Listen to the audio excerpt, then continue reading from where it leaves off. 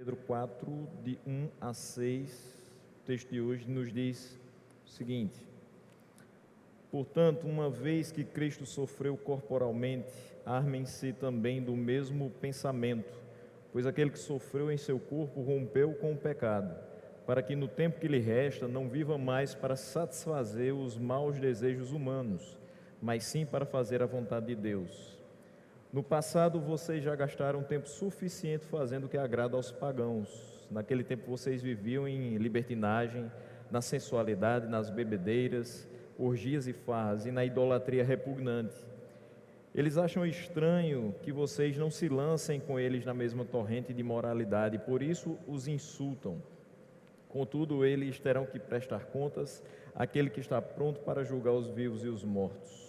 Por isso mesmo o Evangelho foi pregado também a mortos, para que eles, mesmo julgados no corpo, segundo os homens, vivam pelo Espírito, segundo Deus. Vamos orar mais uma vez.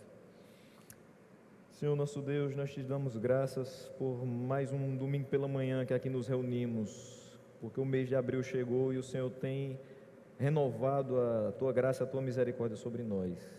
Senhor, nos orienta através do teu Santo Espírito a compreender o que essa porção da Escritura Sagrada tem a nos dizer nessa manhã. Assim nós te oramos no nome de Jesus. Amém.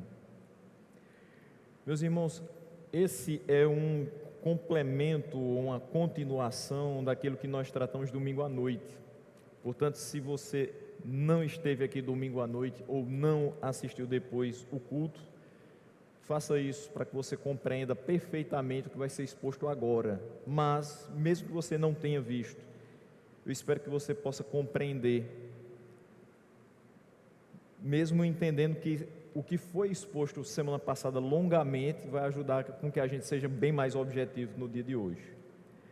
E assim seremos, se Deus assim nos permitir.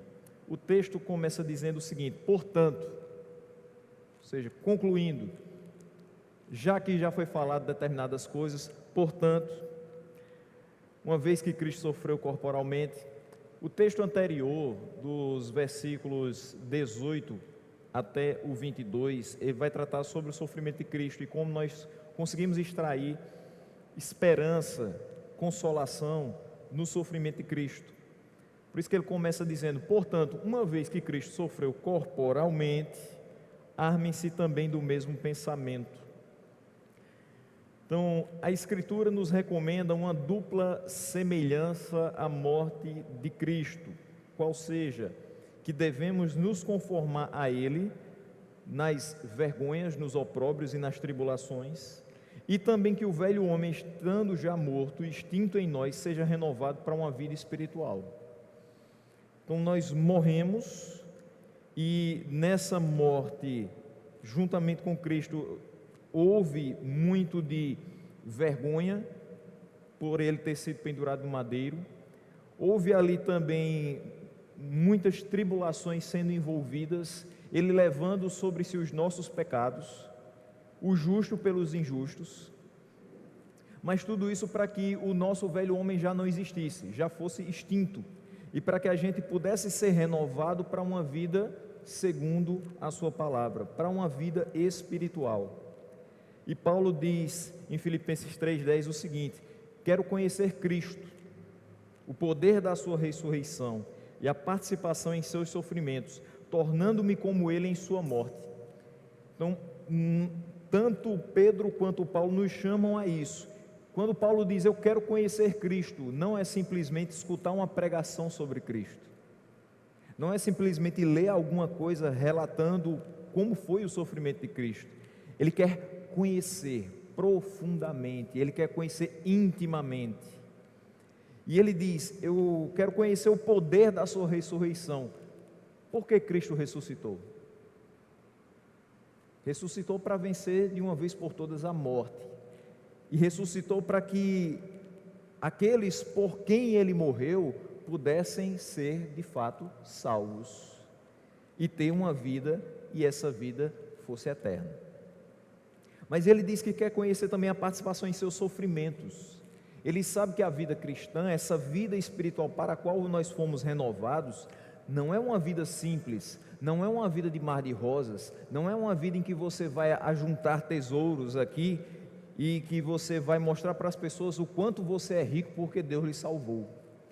Pelo contrário, é uma vida de sofrimentos, é uma vida de renúncias, é uma vida em que muitas vezes o que você vai receber de prêmio por proclamar a palavra de Deus é o insulto dos ímpios.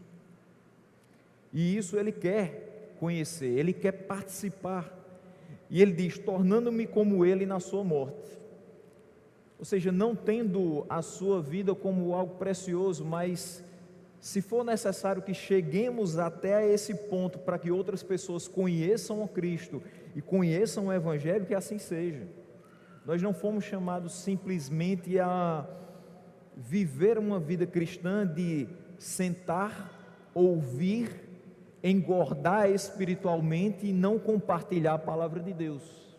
Nós não fomos chamados para uma vida de facilidades, de amenidades, mas é uma vida que vai envolver sim sofrimento se você procurar ser fiel. Aquele que busca viver piedosamente certamente será perseguido. E muito disso nem sempre vem das pessoas que são de fora, às vezes você enfrenta isso também dos que são de dentro. Não falo somente dos de dentro de casa, mas às vezes dos de dentro da própria comunidade. Você pode ser incompreendido por tudo que você faz na sua vida cristã, nos mais diversos ambientes que você frequentar. Mas já que Cristo sofreu corporalmente e nós não somos diferentes, uma vez que somos ligados a Ele, podemos e vamos sofrer corporalmente, não na mesma intensidade, não com o mesmo objetivo, porque nós não vamos salvar ninguém, mas precisamos nos armar com o mesmo pensamento. Que pensamento? De entrega total, nas mãos daquele que nos chamou para viver dessa maneira. Então os crentes devem também estar dispostos a sofrer sem justa causa. Alguém pensa: mas eu estou sendo insultado e eu não dei nenhuma razão para isso, eu não dei motivo para ser vilipendiado por qualquer pessoa que seja, eu não trato as pessoas mal, eu não sou ruim para com elas, eu não busco o prejuízo delas, e por que eu estou sendo injustamente perseguido? Você precisa estar disposto a isso, porque essa foi a atitude que Cristo teve. Esteve o tempo todo disposto a sofrer sem essa justa causa. Como Pedro, no final do capítulo anterior, nos exortou a paciência segundo o exemplo de Cristo, meus irmãos, vocês vão ter que sofrer, vocês vão ter que padecer determinadas coisas, mas olhem para Cristo, se espelhem nele, tenham paciência. No tempo devido, Ele vai socorrer vocês. Mas assim agora também, Ele nos traz o exemplo de Cristo através da sua morte, e Ele vai deduzir aqui uma doutrina mais elevada, que nós devemos morrer. Mas morrer para quê? Para a carne e para o mundo, como Paulo também nos ensina mais amplamente no capítulo 6 de Romanos. Então, assim como Cristo morreu pelos nossos pecados, o pecado vai estar aí nessa história também, só que nós morremos para o pecado.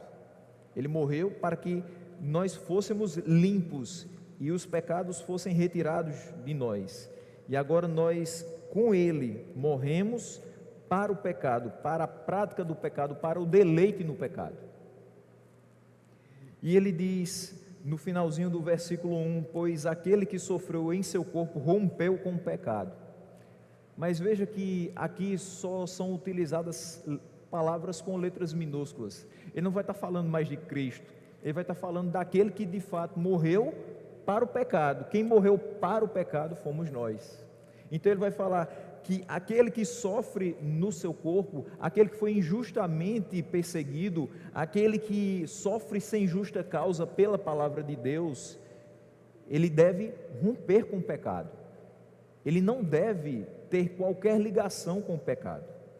A passagem então vai falar do desejo que os crentes devem ter de não pecar por conta da sua identificação com Cristo. Uma vez que eu sou um cristão, eu não devo estar pecando por qualquer coisa. Não há motivo para que eu peque, a não ser que eu ainda tenha uma natureza pecaminosa, mas isso não deve ocupar meu coração. Eu não devo premeditar o pecado. Entenda que às vezes a gente pratica determinadas coisas e depois pensa, eu não deveria ter feito isso. Nós pecamos. Involuntariamente, mas pecamos. É totalmente diferente de você dizer, amanhã eu vou ter a oportunidade de fazer exatamente isso. E você sabe que está errado, e você sabe as consequências daquela atitude, mas você planejou, premeditou uma atitude pecaminosa. E isso quer dizer muito a respeito de cada um de nós. Uma vez que nós nos identificamos com Cristo, o pecado vai ser um acidente, vai ser um desvio da nossa rota, mas nós sabemos como fazer para que ela volte aos trilhos. É só voltar para Cristo, é só voltar para a sua palavra. Mas quando nós começamos a premeditar o pecado, parece que o nosso coração não foi de fato transformado. E eu entendo que o Deus que nos salvou, o Deus que nos transformou, não faz nada pela metade. Se o coração foi transformado, ele busca as coisas de Deus. Se ele não foi transformado, ele continua se deleitando com as coisas desse mundo. Não existe um meio termo. Não existe, eu sou crente, mas eu gosto das coisas do mundo. Eu sou crente, mas eu tenho saudade do mundo. E mais na frente a gente vai falar sobre isso. A inclinação da vida do crente deve ser em direção a uma cessação progressiva do pecado. Vou explicar essa expressão, cessação progressiva do pecado. No dia em que você é encontrado por Deus, e a pregação do Evangelho faz todo o sentido na sua mente, não quer dizer que a partir daquele momento você parou de pecar, mas quer dizer que a partir daquele momento você deixa de viver na prática do pecado, você deixa de se satisfazer com o pecado. Por isso existe uma direção na sua vida agora para uma progressiva cessação, diminuição, quase que anulação do pecado. A gente não vai, enquanto estiver nesse corpo mortal, enquanto estiver nessa terra, parar de pecar, infelizmente. Mas, ao passar do tempo que você conhece essa palavra e que você convive com o Deus dessa palavra, que você tem intimidade com o Deus dessa palavra, você vai passando a não mais dar lugar a determinadas coisas que prejudicam a sua ligação com Ele. Você vai passando a cada dia menos se satisfazer com as coisas desse mundo e mais se satisfazer com Cristo. E quanto mais você se satisfaz em Cristo, mais você glorifica a Ele e mais a sua vida de fato tem sentido. Nós não vamos experimentar a cessação total do pecado nesse lado da glória. Ela só vai acontecer inicialmente no céu, se a gente morrer antes da volta de Cristo, ou na nova criação final, quando o nosso corpo e a nossa alma serão finalmente aperfeiçoados. Aí não existe mais pecado, aí não existe mais oportunidade para a gente errar. Mas até então, se nós dissermos que não temos pecado algum, nós vamos estar nos enganando e a verdade não está em nós. É o que diz João na primeira carta, no capítulo 1, versículos 8 a 10. Você sabe que você vai pecar, você não pode se enganar dizendo que não tem pecado, mas a busca da sua vida é para que esse pecado seja ao máximo minimizado na sua existência, na sua trajetória. No entanto, em Cristo nós morremos para a reivindicação do pecado sobre nós. Quem está em Cristo, para ele não há mais condenação.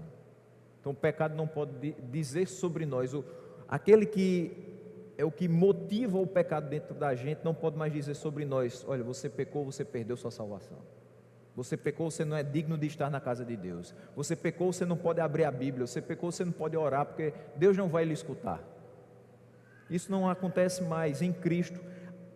Nós morremos também para a reivindicação do pecado sobre nós. Por isso, nós não somos mais escravizados por Ele. Se você continua pecando inveteradamente, é porque você está se deixando escravizar pelo pecado. Se você se deixa escravizar pelo pecado, é porque de fato você não morreu para ele. Se você não morreu para ele, isso infelizmente é uma evidência de que Cristo não morreu por você.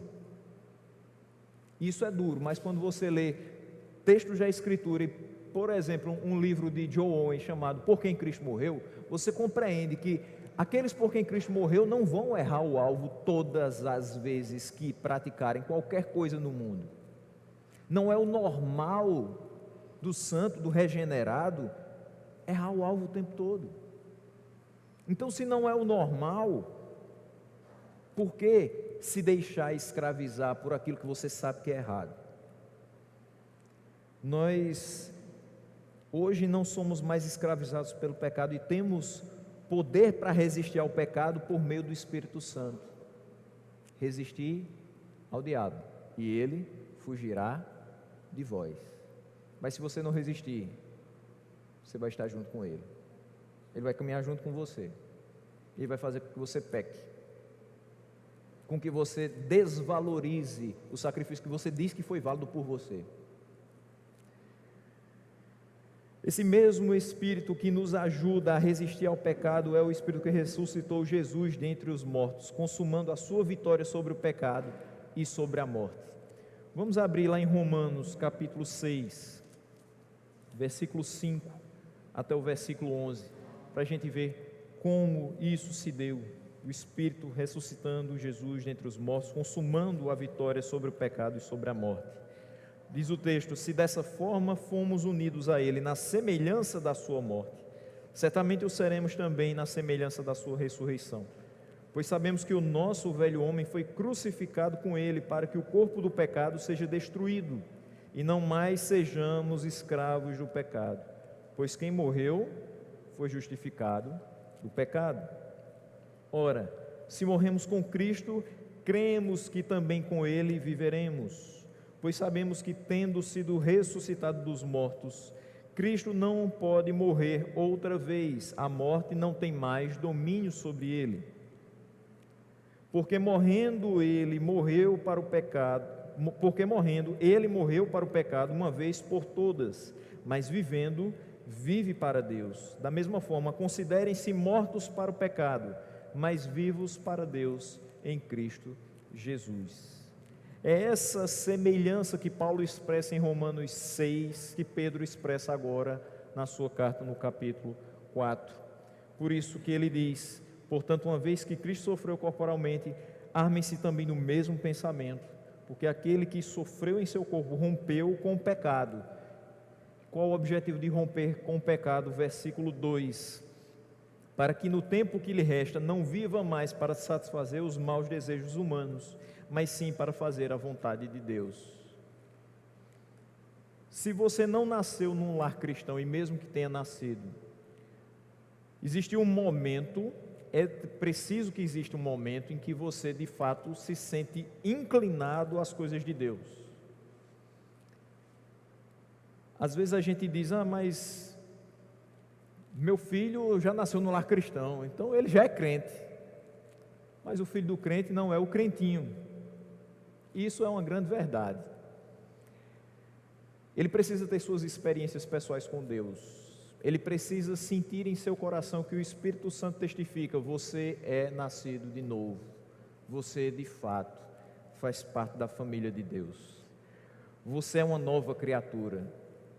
E existe de fato um momento que, por mais que você tenha frequentado a igreja dos primeiros dias da sua vida, seus pais lhe levando muito pequenininho, até a sua adolescência, mas existe aquele momento em que de fato você sente que a palavra tocou diferente no seu coração. Você agora abraça a responsabilidade de ser uma nova criatura em Cristo e de realmente morrer para o pecado e viver para Deus. Nós rompemos com o pecado para que no tempo que nos resta, eu não sei se você foi convertido na adolescência ou já na maturidade, mas no tempo que lhe resta, você precisa viver não mais para a satisfação dos seus desejos humanos, que são maus, mas para fazer a vontade de Deus. E aí eu volto em algumas coisas que eu já citei, que vários pastores aqui já citaram. Como é que eu vou saber a vontade de Deus para a minha vida? Leia a palavra. Escute a exposição dessa palavra. Aplique essa palavra no seu dia a dia. Você foi chamado para viver não mais pensando em pecar, premeditando o momento em que você vai consumar aquilo que já está ocupando o seu coração, mas para renunciar às concupiscências dos homens, para diligentemente se modelar uma vida segundo a vontade de Deus. E assim, essa renovação que nós temos, de morrer para o pecado e começar a viver somente para Deus, vai consistir em duas questões: a destruição dessa carne e a vivificação do Espírito. O que satisfaz essa carne faz com que eu esteja cada dia mais afastado de Deus, da sua palavra, da sua vontade para a minha vida. Mas quanto mais eu alimento o meu espírito, mais eu vou me sentindo capaz, pelo poder que Ele me dá, de resistir ao pecado e viver segundo a sua vontade. No versículo 3, Pedro vai mostrar que no passado vocês já gastaram tempo suficiente fazendo o que agrada aos pagãos. Às vezes escuto de algumas pessoas mais jovens: eu vou tentar aproveitar o máximo da minha vida. Quando eu tiver lá meus 35, 40 anos, que eu já não tiver tanta força assim para fazer o que hoje eu faço, de virar noites e noites, bebendo, farrando com os meus amigos, aí eu sossego, caso e vou ser crente. É isso que a gente escuta de muitas pessoas. Elas não pensam nos projetos que Deus tem para a sua vida. E isso das coisas que são mais próprias terrenas, como constituir uma família, mas também nas coisas que são próprias da eternidade. Elas não pensam no destino eterno das suas almas, e elas querem aproveitar, e esse aproveitar às vezes dura demais. Você conhece uma pessoa na sua juventude e você diz: que pessoa bela, pessoa, todo mundo gosta de estar junto dela, a beleza que ela transmite, a paz que ela transmite. Só que ela começa a aproveitar a vida, e de repente você encontra com essa pessoa 10, 15, 20 anos depois, você diz assim: fulano está acabado, fulano não é nem sombra do que era, porque se aproveitar a vida trouxe marcas não somente na sua alma, mas também no seu exterior. A gente se desgasta. Essa semana eu ouvi uma reportagem dos efeitos do álcool. Um rapaz na Inglaterra fez um experimento de passar 1 ano sem beber nada alcoólico. Ele perdeu peso, a pele dele melhorou, e as pessoas praticamente não o reconheciam mais. A foto de um lado para o outro, você diz: é a mesma pessoa? Ele desinchou, ele deixou ter manchas no rosto, tanto que ele abusava do álcool e das chamadas drogas lícitas. Lembre-se, pode ser lícito, mas não convém. Pode ser lícito, mas se você se deixar dominar por elas, você vai ser um escravo do pecado. E não foi para isso que você foi regenerado. Meus irmãos, nós não podemos ter saudade do passado. No passado a gente já fez coisas que a gente se arrepende amargamente. A gente não pode simplesmente dizer assim: eita, como era bom. Era bom demais. Rapaz, quando eu era novo, eu fazia isso, eu fazia aquilo. Um tempo atrás eu estava por aqui me divertindo com meus amigos, era tão bom. Ou época boa. Às vezes, conversando com os nossos amigos, a gente fala dessa maneira, de coisas que a gente praticava e que são abomináveis aos olhos de Deus, só porque a gente está naquele círculo e a gente não quer ser desagradável. Mas sendo agradável aos homens, a gente pode ser desagradável aos olhos de Deus. Pense nisso quando você estiver relembrando o passado. Não tenha saudade dele, não. Sempre tenha em mente: eu fazia isso e aquilo outro. Eu pensava que era feliz, mas de fato eu não sabia o que era felicidade. Eu pensava que estava aproveitando a vida, mas agora, no tempo que me resta, é que eu vou aproveitar a vida que Deus me deu. Antes eu estava morto. Pensava que estava vivo, mas era um cadáver ambulante. Eu não tinha vida dentro de mim mesmo. Quando nós vivíamos sem Deus, nós gastávamos tempo demais fazendo o que não lhe agrada. O texto diz: era o que agradava aos pagãos, era o que agradava à carne, não era o que agradava a Deus. E naquele tempo vocês viviam em libertinagem. Veja a palavra que se utiliza aqui na versão que eu utilizo, que é a NVI, ela é muito precisa, porque hoje a gente escuta direto pessoas dizendo: eu quero ter liberdade. Mas isso se confunde com libertinagem.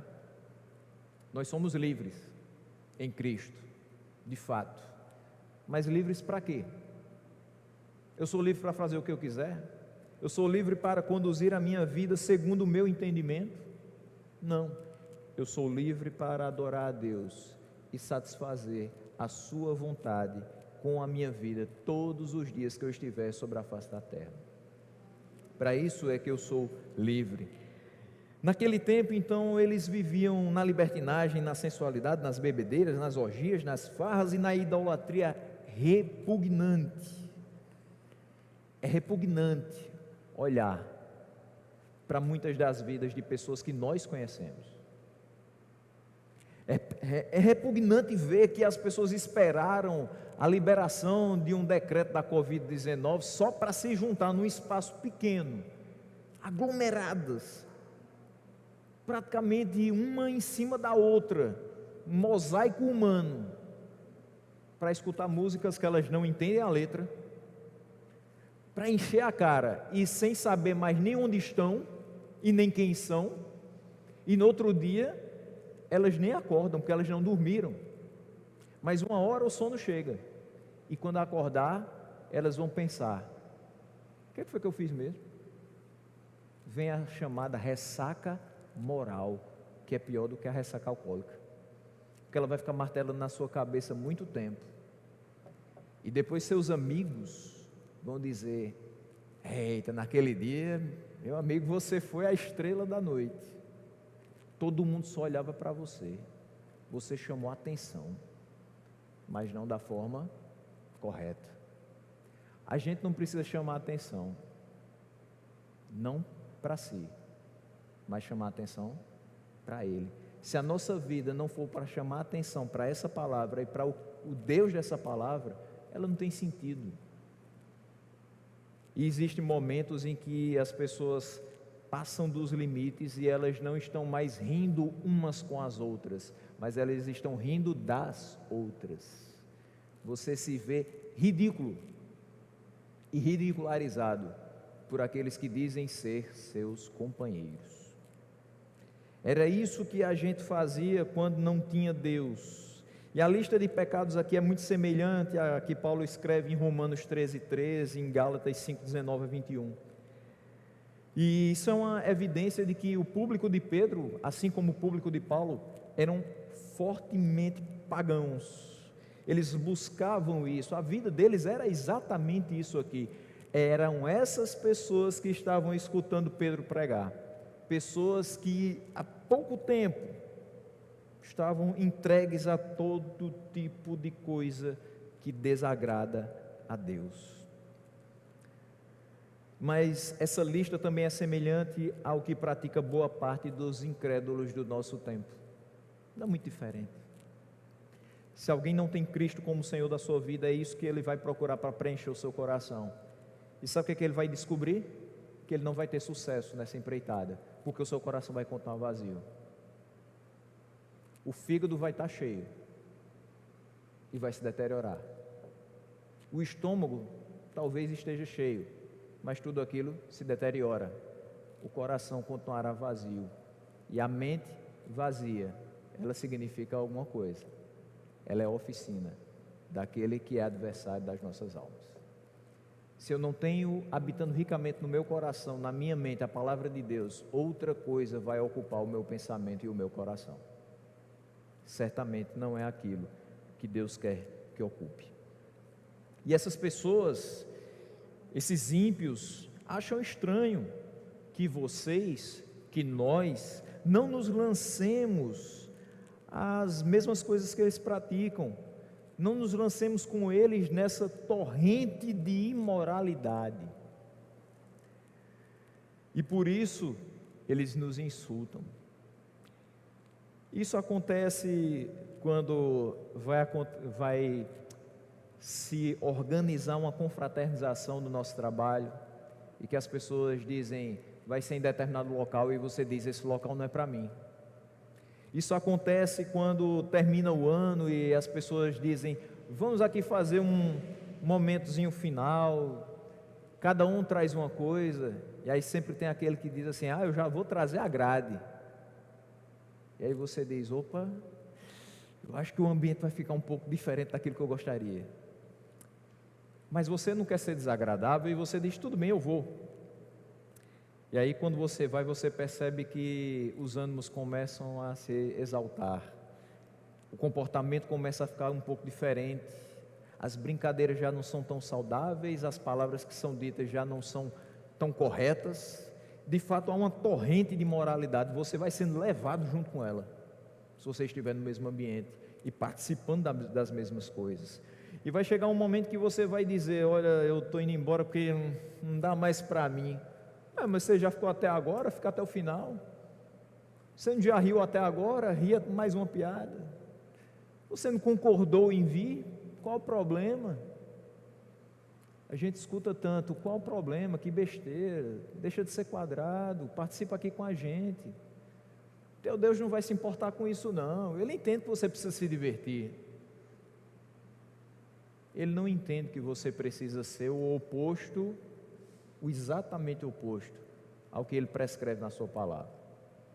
Ele não vai entender aqueles minutos que você vai passar se fazendo um com os ímpios. Ele não vai entender e não vai abençoar aquele momento em que você está sendo levado pela torrente da imoralidade. Você precisa ser insultado. Nós precisamos ser insultados. Precisamos que eles não entendam o porquê de não nos fazermos um com eles. Que eles continuem falando, que eles continuem julgando. Tem que ser estranho mesmo. O crente não pode ser igual. O crente não pode ser a mesma coisa. Não pode estar dentro do mesmo saco da imoralidade dos ímpios. Nós não somos da mesma forma. Nós fomos refeitos, uma nova criação em Cristo. Nós não podemos esperar outra coisa dos ímpios. Eles vão achar estranho qualquer coisa que nós fizermos, porque eles não compreendem, eles não se conformam com a capacitação do Espírito de Deus que nos faz seguir exatamente o que diz o Salmo 1, versículos 1 e 2. Como é feliz aquele que não segue o conselho dos ímpios, não imita a conduta dos pecadores e nem se assenta na roda dos zombadores. Ao contrário, a sua satisfação está na lei do Senhor, e nessa lei medita dia e noite, continuamente vivendo para o Senhor. O nosso prazer não está nas coisas relatadas no versículo 3, porque nós buscamos conhecer e fazer a vontade de Deus. O versículo 5 diz: contudo, eles terão que prestar contas àquele que está pronto para julgar os vivos e os mortos. Eles julgam você, mas eles também serão julgados. Os ímpios podem nos julgar, mas um dia Deus os julgará. O julgamento final pertence a Ele. Se você escuta o julgamento do ímpio, não se preocupe. O importante é que no julgamento final Deus o julgue de uma maneira favorável. E entenda que Deus vai julgar as obras de cada um de uma forma imparcial. O próprio Pedro citou isso no capítulo 1, versículo 17, que ele diz: uma vez que vocês chamam Pai aquele que julga imparcialmente as obras de cada um, portem-se com temor durante a jornada terrena de vocês. Não é a primeira vez que Pedro está falando para que nós vivamos para Deus. Desde o capítulo 1 ele diz: olha, vocês chamam Ele de Pai, vocês sabem que Ele é juiz de todos e que Ele julga imparcialmente as obras de cada um. Portanto, se portem com temor durante a jornada terrena de vocês. O que é se portar com temor durante a jornada terrena de vocês? Morra para o pecado, viva para Deus. Abandone o pecado, viva segundo a palavra. Mas o juízo de Deus não somente é imparcial, mas também é reto. Capítulo 2, 23 da mesma epístola diz: quando insultado, Cristo não revidava. Quando sofria, ele não fazia ameaças, mas entregava-se àquele que julga com justiça ou retidão. Nós vamos ser insultados, perseguidos, julgados e de uma forma totalmente injusta. Isso Pedro já está falando desde o capítulo 3. Mas aqueles que fazem isso conosco serão julgados por aquele que é imparcial e reto, aquele que contempla a nossa aflição, a nossa insatisfação em ser injustamente perseguidos. Eles terão a paga do seu trabalho, das suas atitudes, nós também teremos. Descansemos então na justiça, na imparcialidade, na retidão daquele que nos julgará. O versículo 6 termina dizendo: por isso mesmo, o Evangelho foi pregado também a mortos, para que eles mesmos julgados no corpo, segundo os homens, vivam pelo Espírito, segundo Deus. Outro versículo complicado que Pedro nos apresenta. Se semana passada foi difícil, hoje não poderia ser tão mais fácil. Mas, se a gente já, semana passada, observou determinadas nuances do texto de Pedro, hoje facilita mais para a gente. Existem algumas pessoas que relacionam o versículo 6 do capítulo 4 aos versículos 19 e 20 do capítulo 3, quando ali Pedro fala não dos mortos necessariamente que habitavam o inferno, e ali Cristo desceu para pregar no inferno a mortos, dando uma ideia de que pessoas teriam uma segunda chance de salvação. Nós entendemos ali que Noé é citado no texto, e Cristo de fato pregou em Noé, a partir de Noé, pela capacitação do Espírito Santo, as pessoas da época de Noé. Só que elas não creram na palavra de Deus, então elas continuaram mortas. Só que mortas agora eternamente. Uma vez que não existe uma segunda chance para aquelas pessoas, simplesmente é o inferno para sempre que está destinado a elas. Aqueles que não ouvem a palavra de Deus, que não ouvem a pregação do Evangelho, não tem um estágio intermediário para elas.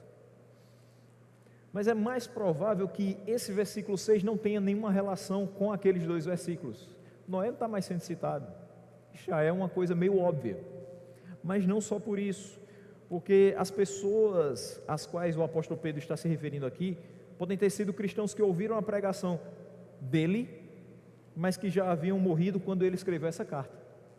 Pedro não começou a pregar exatamente nesse momento em que ele escreve a carta. Ele já vinha pregando há muito tempo. O relato do início do livro dos Atos dos Apóstolos mostra quantas vezes Pedro pregando, quantas mil pessoas sendo convertidas através da pregação de Pedro, mas também mostra que existiu muita e muita gente que, diferente dos que ouviram a palavra de Deus e foram batizados após crer, muitos também não creram. Então muitos continuaram mortos, e morrendo na carne, eles também morreram de uma vez por todas. Quem morre corporalmente sem Cristo, morre por uma eternidade sem Ele. Então, nós não podemos compreender essa expressão mortos do versículo 6, que também é citada no versículo 5, quando ele diz que Deus está pronto para julgar os vivos e os mortos, como sendo aqueles mortos que estão esperando uma segunda chance de serem alcançados pela pregação. Não vai haver, reforço aqui o que já reforcei no outro domingo, não vai haver uma oportunidade para que pessoas sejam salvas após a morte.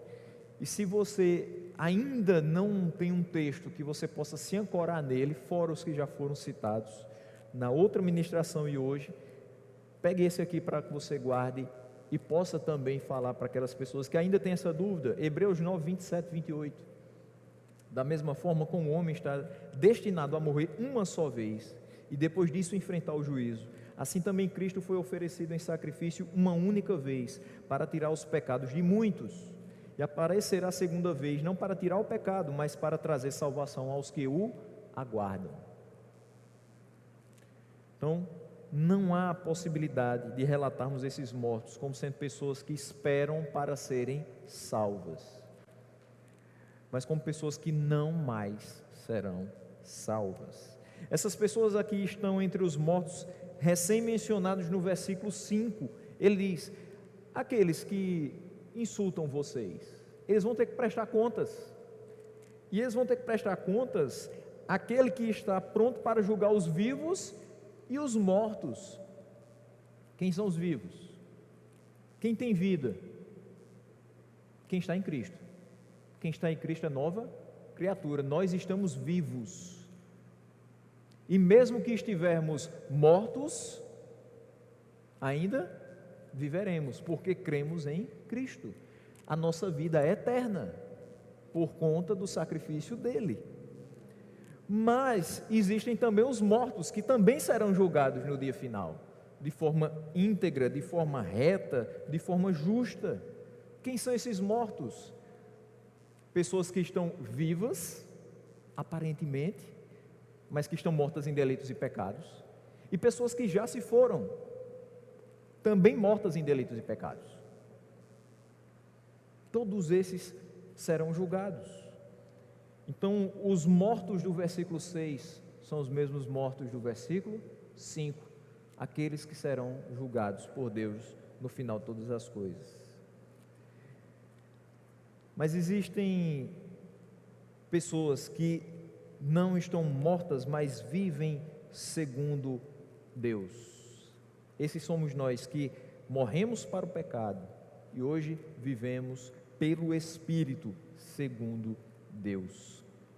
Mas a palavra no versículo 6 ele diz: por isso mesmo o Evangelho foi pregado. Ele vai explicar isso só no final do versículo. A gente fez essa distinção da palavra mortos, mas ele agora vai explicar por que o Evangelho foi pregado também a mortos. Ele não diz aos mortos, ele diz a mortos. Por que o Evangelho é pregado ainda hoje para pessoas que estão mortas?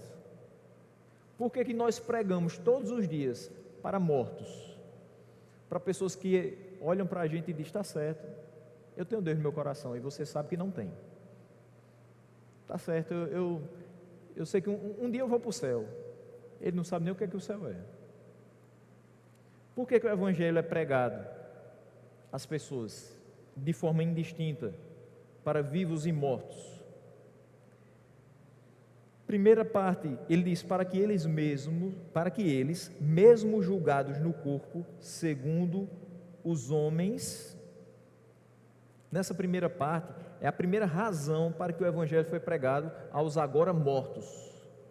As pessoas que escutaram Pedro, e que agora, na época da escrita dessa epístola, estavam já mortas, e que não creram no Evangelho. E está lembrando aqui o seguinte: olha, aquelas pessoas, elas vão ter um juízo no final de tudo. E vocês que foram julgados por elas, vocês que estão vivos, vocês foram julgados no corpo segundo os homens. Eles julgaram vocês.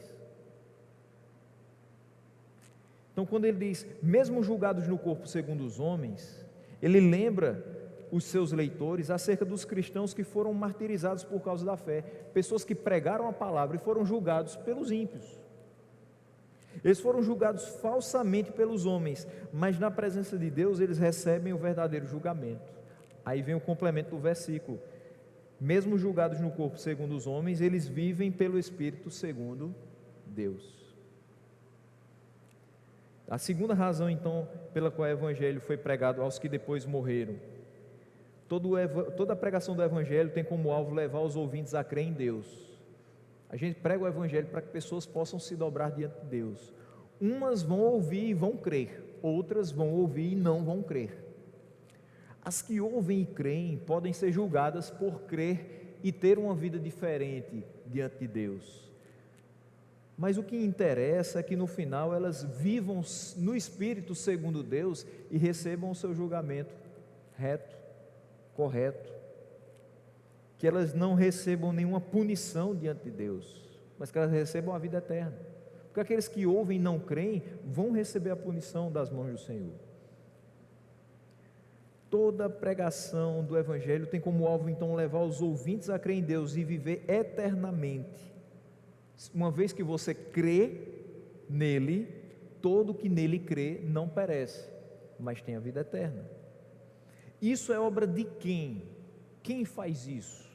O Espírito Santo. Como é que eu chego a crer? Pela pregação do Evangelho. E como é que eu compreendo a pregação do Evangelho? Porque o Espírito me abre a mente. Isso é obra do Espírito de Deus. Ele aplica em nós os efeitos salvíficos e regeneradores do sacrifício de Cristo. Cristo morreu. Por quem Cristo morreu? Pelos que antes da eternidade, Deus Pai os entregou a Ele. Nenhum Ele perdeu. E nenhum que se chega a Ele, Ele vai lançar fora. Todos que escutaram a pregação do Evangelho e creram, estão salvos, e de uma vez por todas. Ele morreu para que nós fôssemos salvos e para que nós tivéssemos vida, e essa vida deve ser conduzida para a sua honra e para a sua glória. Tendo que todo esse caminho que foi percorrido por Cristo, todo esse caminho que é relatado por Pedro, que é relatado por Paulo e vários outros na palavra de Deus, tudo isso que hoje a gente vai relembrar à noite na ceia do Senhor, não pode passar despercebido na nossa mente e nos fazer viver dissolutamente. Nós não podemos viver de outra maneira a não ser de uma maneira santa e irrepreensível, porque nós fomos salvos para isso. Nós fomos salvos para o louvor da sua glória, para viver, para conduzir a nossa vida para a glória de Deus, é preciso ter sido regenerado pelo Espírito, e morrendo para o pecado, viver segundo o que expõe a palavra de Deus. Uma vez que eu fui exposto à palavra, e eu criei nessa palavra, eu preciso viver segundo essa palavra, é conhecer e fazer a vontade de Deus. Para isso nós fomos chamados, para isso nós estamos aqui, por isso nós continuamos a buscar a face do Senhor, através da sua palavra, através da oração, através de todas as disciplinas espirituais que temos. Que assim nós sejamos, que assim nós continuemos, se já estamos praticando de fato a palavra de Deus, e que não nos desanimemos com os insultos dos ímpios. Eles vão ter que prestar contas, assim como nós também. Deus está pronto a julgar os vivos e os mortos. Que estejamos entre os vivos, que morramos para o pecado e vivamos para o Senhor.